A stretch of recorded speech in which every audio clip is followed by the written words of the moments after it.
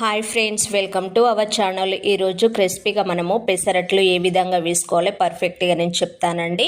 మనకు పెసర్లు 2 కప్స్ వరకు తీసుకుంటే 1/2 కప్ వరకు రైస్ తీసుకొని 2 టేబుల్ స్పూన్ వరకు శనగపప్పును కూడా తీసుకొని ఓవర్ నైట్ ఈ విధంగా నానబెట్టుకొని వాటర్ నుంచి ఈ విధంగా స్ట్రెయిన్ చేసుకొని ఒక మిక్సీ జార్ని తీసుకొని అందులోకి ఈ పప్పునంతటిని మనము యాడ్ చేసేసుకోవాలండి. చాలా ఈజీగా ఉంటుంది, హెల్దీ రెసిపీ అండి. ఖచ్చితంగా మీరు కూడా పూర్తి వీడియో చూసి ట్రై చేయండి. ఈ విధంగా మిర్చి ఒక 4 వరకు నేను తీసుకుంటున్నాను, మధ్యలో కట్ చేసేసుకొని అదేవిధంగా అల్లం ముక్కలను కూడా యాడ్ చేసుకొని 1 స్పూన్ వరకు జీలకర్ర, అదేవిధంగా టేస్ట్కు సరిపడినంత సాల్ట్ను కూడా మనం యాడ్ చేసుకొని కొత్తిమీరను కూడా కొద్దిగా వేసుకొని దీని అంతటిని మిక్సీ పట్టుకోవాలండి. ఈ విధంగా పర్ఫెక్ట్గా మనకు బ్యాటరీ రెడీ అయిపోతుంది. ఎక్కువ వాటర్ అనేది యాడ్ చేయకూడదు అండి.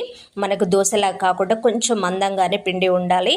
దాంతోపాటు ఈ విధంగా ప్యాన్ హీట్ అయిన తర్వాత ఆయిల్ ఈ విధంగా స్ప్రెడ్ చేసుకొని మనం కొద్దిగా పిండిని యాడ్ చేసేసుకొని నెమ్మదిగా ఈ విధంగా స్ప్రెడ్ చేయాలండి. మరీ పల్చగా కాకుండా కొద్దిగా మందంగానే మనము ఈ విధంగా స్ప్రెడ్ చేసుకోవాలి నెమ్మదిగా. ఇందులోకి కొద్దిగా మనము ఆయిల్ కానీ లేదు అంటే నెయ్యి ఉన్నా కూడా మనము కొద్దిగా యాడ్ చేసేసుకుంటామంటే మనకు చాలా టేస్టీగా ఉంటుందండి. ఇందులోకి చిన్నగా తరిగిన నేను ఆనియన్ కూడా యాడ్ చేసేస్తున్నాను. దాంతోపాటు చిన్నగా తరిగిన అల్లం ముక్కలను కూడా యాడ్ చేసుకొని కొద్దిగా కొత్తిమీర వేసుకొని నెమ్మదిగా దీన్ని మనము ఉడికించేసుకోవాలి. మంచి క్రిస్పీగా అవ్వాలండి, మరి మెత్తగా ఉండకుండా క్రిస్పీగా ఉంటేనే చాలా బాగుంటుంది. దాన్ని మనం టచ్ చేయకుండా అదే విధంగా ఉన్నామంటే దానంతటా అదే మనకి ఈ విధంగా పూర్తిగా పైకి తేలుతుందండి. ఈ విధంగా మనము క్రిస్పీగా చేసుకోవచ్చు, ఈజీ రెసిపీ. దీంతోపాటు చట్నీ కూడా నేను చేశాను, దాన్ని కూడా మీరు చూసేయండి. ఇక్కడ నేను దీనికి పల్లి చట్నీ చేశానండి. అల్లం చట్నీ అయినా కూడా చాలా బాగుంటుంది. నేను మటుకు పల్లి చట్నీ చేశానండి. దీన్ని కూడా ఈజీగా మనము ఏ విధంగా సింపుల్గా చేసుకోవాలో చూసేద్దామండి.